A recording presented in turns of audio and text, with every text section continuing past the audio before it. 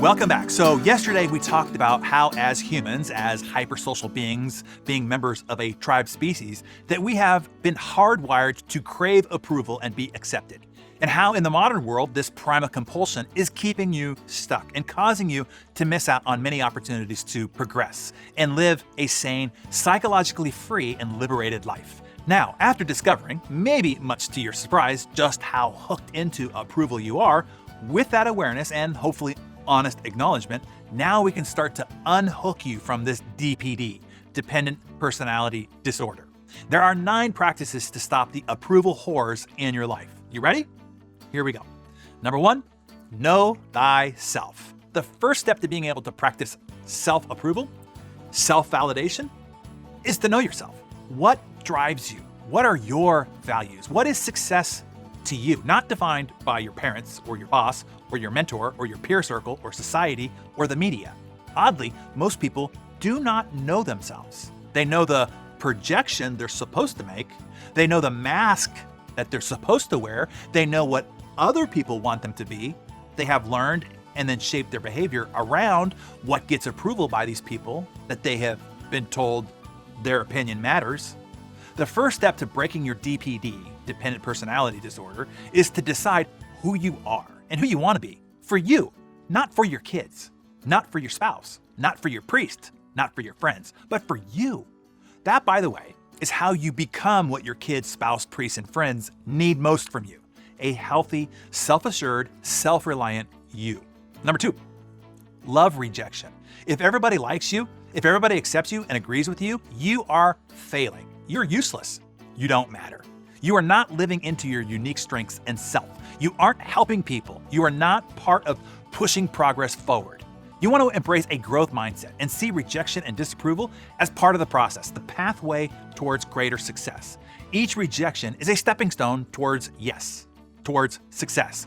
Don't curse every stepping stone, and certainly don't stop. Just keep stepping forward. That's it.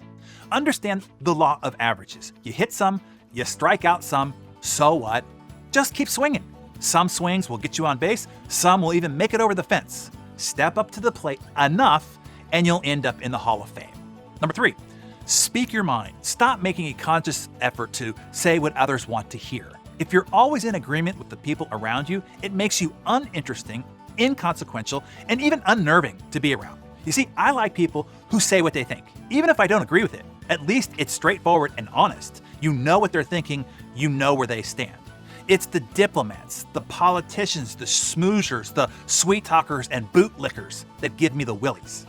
No one around me, sometimes to their chagrin, ever has to worry about or wonder what I'm thinking, because I will always be forthright and straightforward. No holds barred. Not unkind, but candid. We call it caring candidness. Number 4, say no more. Prioritize your priorities. Don't be at the other end of people's leashes. Only take phone calls, meetings, and respond to emails and texts around your schedule after your priorities are attended to.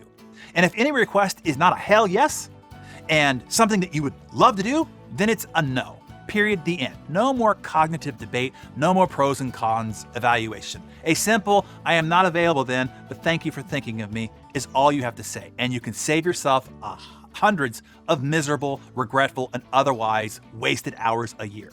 Number 5, stand up for yourself. Speak up if you have an important contribution, and speak up if you're not being treated fairly. Don't tolerate disrespect. Protect your boundaries. Tell people clearly, confidently, and kindly what is unacceptable when dealing or working with you. You not only deserve that respect, but people will also respect you for standing up for it. Number 6, agree to disagree. One of the horrors of approval seeking is if they disagree with others, they will react by not reacting. Instead of voicing their real position, they will smile, they will nod, or laugh it off uncomfortably. The next time somebody voices an opinion or belief that is in direct offense to your own, don't play dumb. Voice your thoughts and see what happens. The best thing that happens is you end up having a rich and lively conversation. The worst thing that happens is you reach an impasse where you agree to disagree.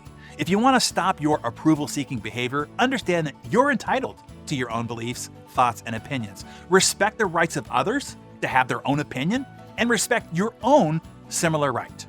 Number 7, Stop comparing yourself. Go back to number 1. Figure out who you are and only concern yourself with the man or woman in the mirror. Stop thumbing through social media. It's designed to make you anxious and needy. It's only triggering the worst of your weakness, but you are the one putting the needle in your arm or screen in front of your face. And it really comes down to these last two. You ready? Have a no a-hole rule.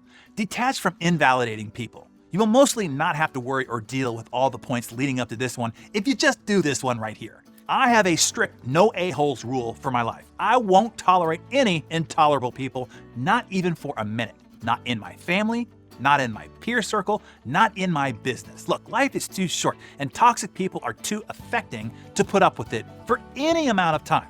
As soon as I see a little bit of that A peek through the hole, I spin on my heels and I walk away. No explanation needed. If you're saying, but, I have to deal with this person or this other one, I say A, evaluate all your life choices that led you up to the point where you say, I have to. As Jim Rohn would say, you're not a tree, leave. B, start making some new choices so that you can have more freedom of choices.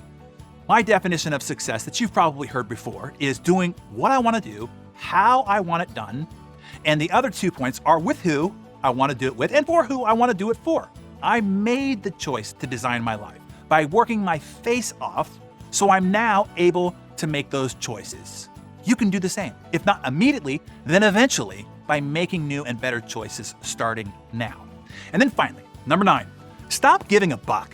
The great thing about getting older is you really stop giving a buck. Oh, I used to give a lot of bucks, especially in my 20s. Still too much in my 30s, a whole lot less in my 40s, but now in my 50s, I don't give a buck what you or anyone else thinks of what I do, think, or say. I can't even imagine how few bucks I will give when I finally get to my 60s, my 70s, and my 80s. Man, that is gonna be awesome. You ever see a man or a woman in their 70s, 80s, or even 90s? Man, oh mine, right? They don't give a buck. You might look at them oddly. You might even judge them harshly. Look at their hair, those shoes. Why would they wear that? Why would they drive that? Why don't they just do this or that? Because they don't give a buck. When we're done here, take a long look at those that you see in their late 70s, 80s, or 90s.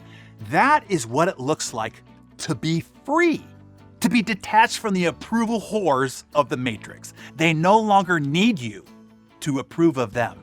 They know thyself and are secure in themselves.